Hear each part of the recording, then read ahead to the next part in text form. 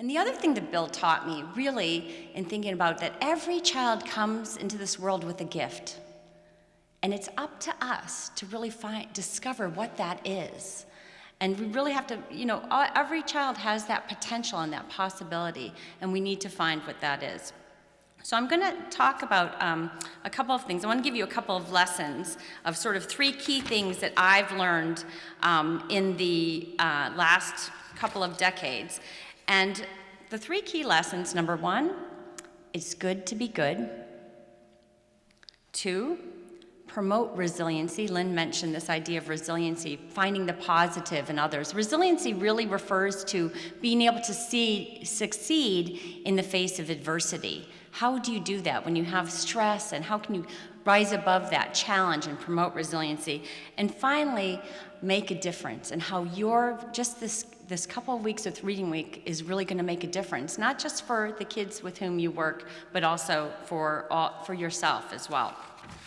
So I'm going to start with a little activity because it's Saturday morning, and I want to connect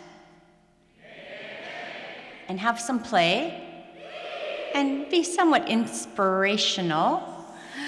And I want to sort of give you some experience that really is, then I'll tell you about what the research says. So what I'm going to have you do right now is think about something that happened to you this week for which you are grateful. Something that happened to you this week for which you are grateful. And then can you think of something? Okay, and if you could think of something, if you want to share with a person next to you.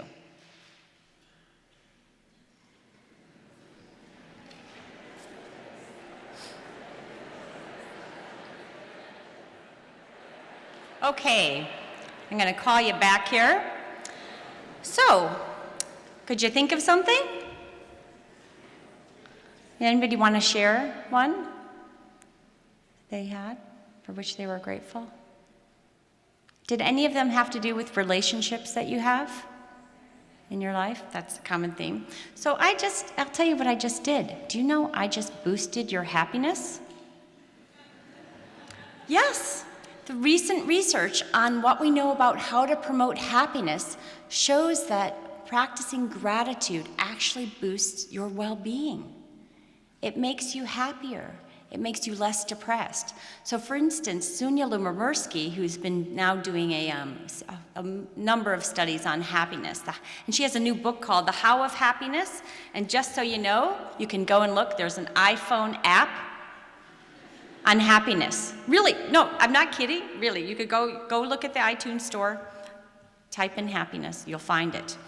And what they find is in the research, so for instance, Sonia would randomly assign adults to do these gratitude journals. So let's say, connect and play. Your group got to do the happiness journals. So you were told over the next 2 weeks, it's kind of like the reflection. Actually, I would say it'd be interesting in your reflection journals to include one thing that you learned that for which you were grateful. And I already have to think about the research applications to do that. And your group was told not to do anything. Let's say this is the research study. You were told not to do anything. 2 weeks later, just taking 5 to 10 minutes a week to write down things for which you're grateful boosted the adults' happiness and decreased their depression. Just as simple as that. So we now know much more about the science of happiness and how to do those kinds of activities. Now, another way to boost your happiness is to actually help others. There's recent research out there now that says another way to boost your well-being and happiness is to help others. That in fact, it's good to be good. And that altruism is something in which we're born with. There's a new book out by Dr. Keltner that says, Born to be Good. And he argues, along with a number of other colleagues, it's survival of the kindest, not survival of the fittest. And that research is now showing that altruism is something we're born with. And they have some colleagues actually have these conditions. Oh, it's such a great videos where they have toddlers as young as 18 months old will naturally help another person and do something to help them. And he actually argues that we're not socialized out of being aggressive, we're actually socialized out of being altruistic.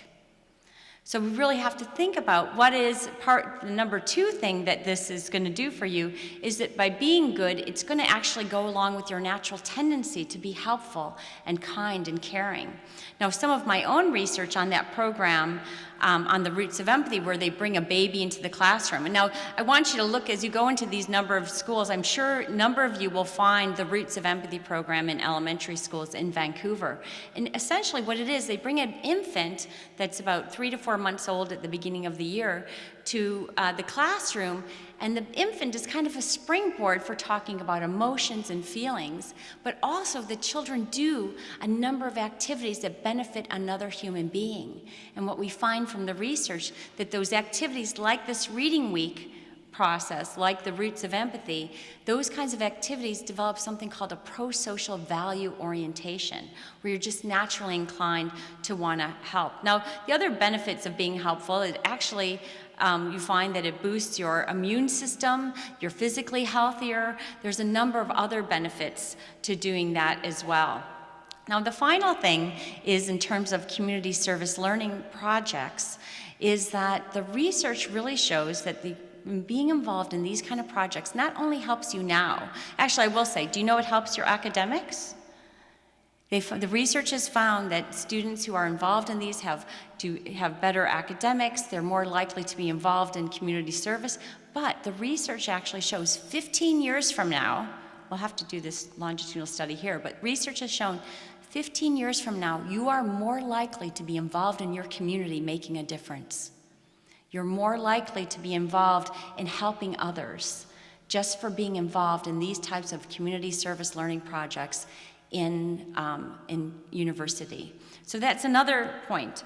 Now, the other thing I want to say, and I feel like I have to just say, I have to tell you to inspire and play and connect by promoting resiliency. And what I mean by resiliency, as I said before, it's about overcoming adversity. Now, what does the research say about how to promote resiliency? There's a couple of things. We know there's increasing problems in kids these days. Do you know that 1 in 6 children in Canada live in poverty? But I want to tell you about another group of children also who are at risk. Children of affluence. Do you know, just so you know, money doesn't buy happiness? If anybody knew that, money does not buy happiness. And there's now new research called the culture of affluence, the psychological costs of material wealth.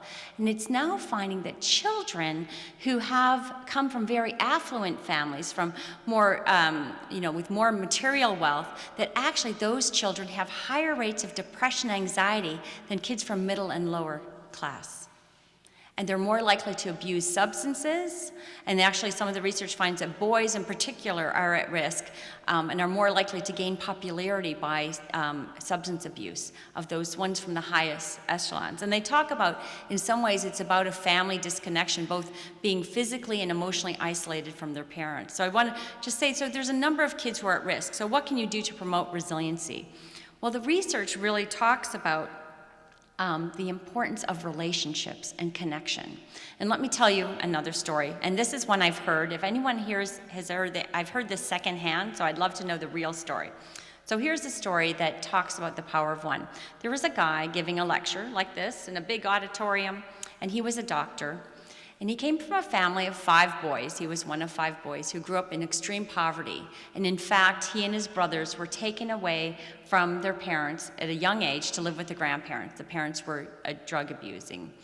And the 5 boys went to live with the parents, and the four of the 5 boys kind of followed the path you might predict. They had high risk in their life. They dropped out of school. They became involved in criminal activity. But here was this guy at the podium saying, as an MD, as someone very successful, what made a difference? What was the difference that made the difference in him?